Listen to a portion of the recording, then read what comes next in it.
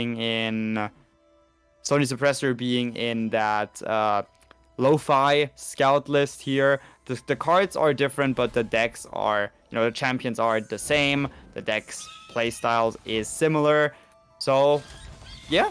I mean, unless both players ban Scout. Okay, so far no Scout. Unless both players have banned Scout, you will get to see Scout. But, hey, looking at this right now, maybe they did ban Scout. Yeah. Alright, so we do have Akshan Sivir on the side of Gatichico here, going up against that Poppy Tarek. Interested to see what comes out, as we do have the Akshan dropping on turn 1. Although, also, no protection in hand to see to keep this Akshan alive after potentially being threatened by the Fleet Feather Tracker over there. Yeah, for sure. The Akshan on turn 2 gonna feel pretty great still for Gatichico. Gets the early tempo out, but now has to face the aggression of Lowfi, whose hand we are currently not seeing, which is no problem at all, because we can predict, we can get excited about what could be in that hand. Right now, I think I would just threat something like an Esmus, maybe Second Traveler, maybe even a Broadwing. I mean, any card that Lowfi could have here, so many good early cards in that Poppy Tarek, can be very dangerous for Gatichico, and Gatichico currently has no way of protecting the Akshan, and the Lodestone is going to be the play here, putting even more stats on that Broadwing.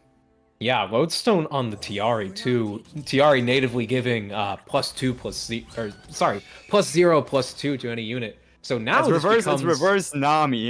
Yes, now it becomes +1/+3 on the Fleet Feather Tracker. That is really good, and especially for Akshan, who's actually not going to be pulled here potentially. No, letting Akshan fight another day. I'm surprised by that choice.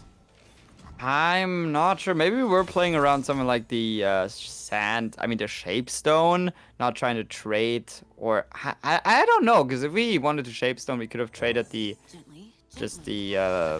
Vagabond for the bird. But yeah, I'm a bit surprised by that too. Vogue, do you maybe have something? Maybe you're in their heads right now and can explain that choice to us? I just think it's a misplay, to be honest. Well, that's an explanation. We've seen misplays happening tonight. This could be another one of those. But maybe Lowfi had some other plan cooking up.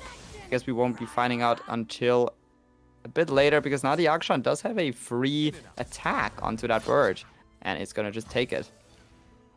Yeah, and below the mana of Pale Cascades too, you can do one if you really want to get the draw at the very least. But better to do that on the new Laurent protege here, I believe, to trade into the Merciless Hunter here instead. And yeah, I'm not fully sure what happened there, but it appears to have been a misplay and not exactly one you want to see. Although, hey, you do have another Laurent protege to challenge the Akshan, but as I'm saying that, another Akshan enters the hand, so how much of a difference is it really going to make at this point? Yeah, I mean, this Akshan, this Palace is gonna pop, the Horde is gonna be on the board. The Mountain Sojourners are gonna feel nice for Lowfi, getting a bit of a conga line going here with the help of Tiari. And of course, the Laurent Protege being the benefactor of it all at the end. But the Akshan can just, as you said, be replaced here, and then start to get that Horde whittling down. We also see Sivir coming into the hand, or in the hand, chilling with the Vagabond Bruiser. I mean, for Corn Bruiser, not Vagabond. Vagabond trading here right now. So both players kind of have decent, decent looking things. But right now, Lowfi is threatening a bit more with those big units and Poppy, and a couple of rallies to follow it up as well. Gatichico needs to find something here, and that's really something that we wanted. Yeah, absolutely. I haven't been paying attention to the Sivir. Not sure how close she is, but she could potentially threaten something on the side of Gatichico at the very least. Absolutely, absolutely. Now we are seeing that she's not blinking yet, but, for Sivir that can change really quickly, because this could be like a 20 out of 30. It could be also like a 10 out of 30. We don't know for sure, but it doesn't seem like to be a 25 just yet. And the Sivir is going to be very brave here. And now she is blinking. So now she is soon to be leveled. And the Poppy coming through. we need to build a board right now for Gatichico. We need to throw some units onto that board. Not sure if you want to go for the Darkin here, or ooh, just taking care of the Sojourners right now. Perfectly fine play, in my opinion, because the Sojourners, in addition to the Poppy, that is just a bad situation to find yourself in. But this Poppy is going level. Yeah, Poppy can level this turn, exact amount of mana to do it. You could play your Taric instead if you wanted to here, add in a little more supporting, a little more safety. But do you really need to if you can try and get that Poppy leveled in just one turn? And yeah, Lowfi just going to go ahead and jump right into it. Oh yeah, and with the help of the Protege drawing the Seaver, the Poppy is not even threatened at all. This could really be the double rally, triple attack Poppy 1 turn level. And Gatichico's answers are minimal. Now, debating what we want to do here on Lowfi's side. Do we want to play Taric? Do we just want to open? I really don't mind this open, yeah. I like this a lot because we can play Taric afterwards if we really need to, if things change. But knowing Gatichico's hand, there aren't really any answers right now. The Poppy being a 4/7 at this point. And Tiari the Travelers will fall here, but at what cost, right? 7 HP, 5 HP on a Nexus. I actually completely forgot that you can just play Taric here and go for the Golden Aegis. Still gets you the same effect. You can even do it with the Relentless Pursuit too. Both get you that rally twice from Taric copying it onto whatever unit he's supporting. And it gives a little bit of a window for Gatichico to build out a bit more of a board, but it's still like you gotta block for 5 damage twice, and Gatichico seeing the end coming. Taric just being another rally at this point. Pretty much Poppy and her impact shall do the rest at the end. Now we see the Frightened Ibex also being protected by Taric here. Growing a pretty sizable amount, being a 4/5 creature now. And nothing to stop those attackers. And Lowfi taking a pretty quick game 1 here. Pretty decisive one at that. And I don't know if we can see scouts. I don't know if the scouts are going to pull through, or we're going to see a mirror match of Akshan Sivir maybe. Yeah, I think both are honestly going to be fairly interesting to see. I'm looking at the differences between the two decks here right now.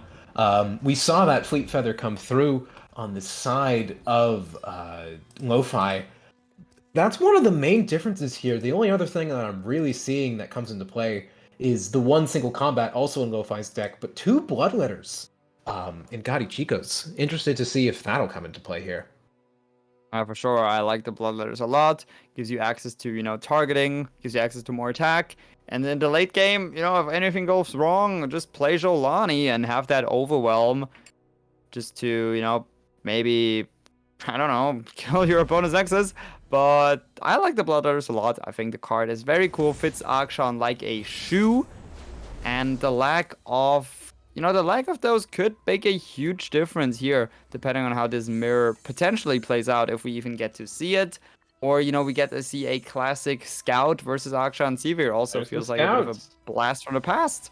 Seems like that's going to be the move here. Both players banning different decks on each side, for sure.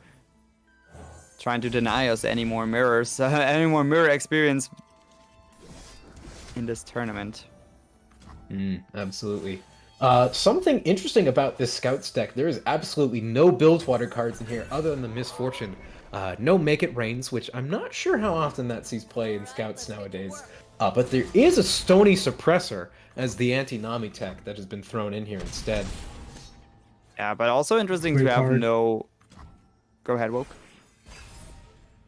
Oh no, I was just saying Stony Suppressor is a great card, but it's going to be extremely useless here, aside from Horde actually costing mana. Yeah, I agree. In this mirror, in this honestly matchup for the lineups, it is a unnecessary tech that does not... Well, actually, maybe against Taric, you can make the rallies cost more, which could be huge. But you are definitely trying to target Ionia with that card in your deck. And if your opponent just isn't playing Ionia, might not work out that much. But we also, you know, the one card that I do find interesting of lacking is that 4-drop, the Island Navigator, that is very popular in Scouts. It gives you a lot of value on the board. And not playing her does feel like a bigger or more interesting decision here that could maybe play out later on as we just run out of units. Yeah, definitely I'm not also sure surprised to not see it. Sorry, go ahead, Woke. Oh no, I'm not sure if the play Gatichico just did was correct in that he sacrifices 4-2 for the, what was that? For the sculptor. Didn't And also he we... had Wait, didn't we trade? Didn't we play a spell and trade into it? No, the Hunter traded straight. Oh, yeah, yeah. Oh, no, no, no. I know what you mean now. The Ravenous Hunter made her vulnerable and then traded. I don't know. I always like getting rid of those sculptors, to be fair. Just to, you know, slow down my opponent's health gain a bit. But maybe it was a mistake down the line. Maybe we'll pay us dividends later on. For now, the birds will eat each other. Will prey on themselves. And Quinn, you know, this may be the last day we see Quinn in this deck. As you said, Vayne feels like a great replacement for that champion so far, at least, you know, from reveal season.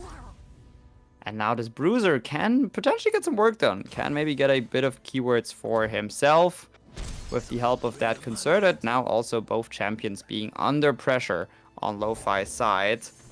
And that Stony will make it a bit more awkward, though. They can't play both. Yeah, wow. Stony coming down at an important moment when otherwise it wouldn't have seemed like it for the deck. And choosing not to go for the Concerted instead, just going straight up for the Lucky Find. Yeah, but this could be a nice rally, maybe, for... I don't know if you want to play rally here. For Lowfi. Find Akshan, though. That is going to be nice for the Horde. I think Akshan must have been the chosen one here. Lowfi... we could just develop, yeah, a Broadwing and then a Jenny next turn. That does sound nice to me. Or now at this mana threshold, we could just... might as well just throw out a rally if we want to, right? He's Yeah, really good maybe. here, actually.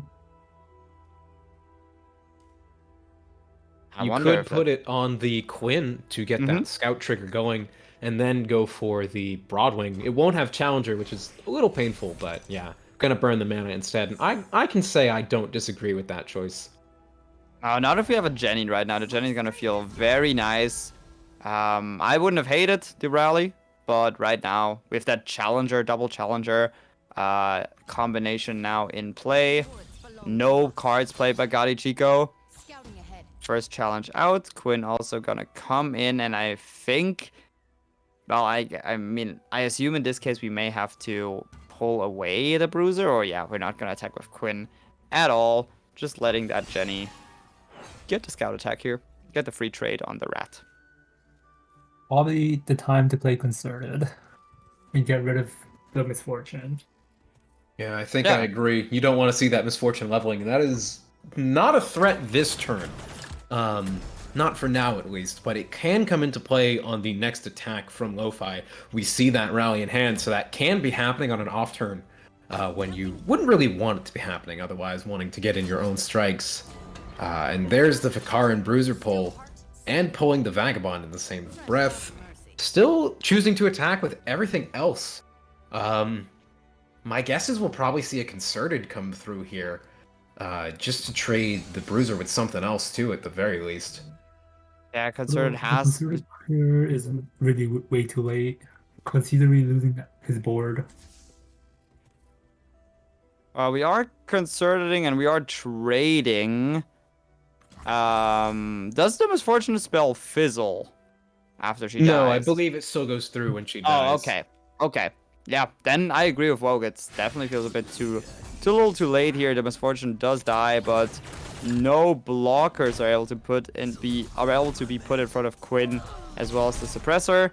So now Lowfi still with a Quinn that is about to level, a second MF in hand, and a Stony Suppressor that's making these Lucky Finds cost a lot of mana.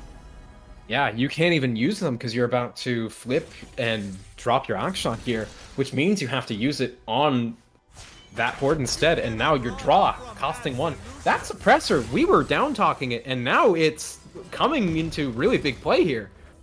Wasn't that our plan all along, to try to, like, you know, down talk it and then know that it would pop off, because that's always happened when we down talk something. You know, we hyped up Jarvan, he never got to see play. We down talked an Obify, that came in huge, and now we down talked the suppressor, and it came, saw, and definitely made it awkward for Gatichico. Didn't win just yet the game, but yeah, those mana costs were hurting. The second Concerted Strike here coming in could be a answer for the Quinn, and now our Stony Suppressor may see the last of his days. Akshan pulling away the Stony Suppressor, telling him to get out of the horde. There it goes. Finally, all your 0-cost spells have returned to their normal costs. And going straight for the Darkened Bloodletters on the Akshan to increase that power. Pretty good as the Protege comes down. I think Lowfi might be angling for a rally here right now. But going for the Concerted on the Quinn, who is about to level if the rally does come through here. Is Gatichico going to commit to that, or is he going to play safe and do something else instead? Well, Lowfi has a sharp side, so that should protect, right? Because we are going to be still buffing to... Yeah, wait, no, 6, 7. Yeah, it would keep the Quinn alive, but it does also stop the rally this turn. Yeah, but then we could just level her next turn, right? It's not that... I mean, this is still... It's slowing Lowfi down for sure, but the Quinn will still level, and will be able to... Well, get a Valor. With the help of Valor, the Akshan will die, though. Because, and the Inspiring Light here finds a nice niche to be able to be played as well. Buffing the Quinn, making him more healthy, buffing the Protege as well. And now, thanks to the MF being still on the board, this Akshan is gonna get killed by Valor here. Yeah. And once again, MF, you know, can't be blocked. Well, she can be blocked, right? But those will be ghost blockers because they literally die from her gun. Yeah, and I think this is going to be another game going to Lowfi. You can block here, but the rally's in hand, and that's going to be the game. Combat Cook in hand for you. You can also get down the Waking Sands, but you're not trading any units here. Nothing of meaning, at least, and if you really need to, you can just attack once with the Quinn and slowly just whittle it down over the course of this turn. Nothing really you can do on the side of Gatichico. Wait, maybe spoke too soon here. You can get that horde popped. Potentially the Fount of Power could actually save the game here. Yeah, depending on what we get, we go for Jolani. Just want another Inspiring Light, just inspiring the army, and now we are able to draw. We get a Bruiser, we get a Hunter.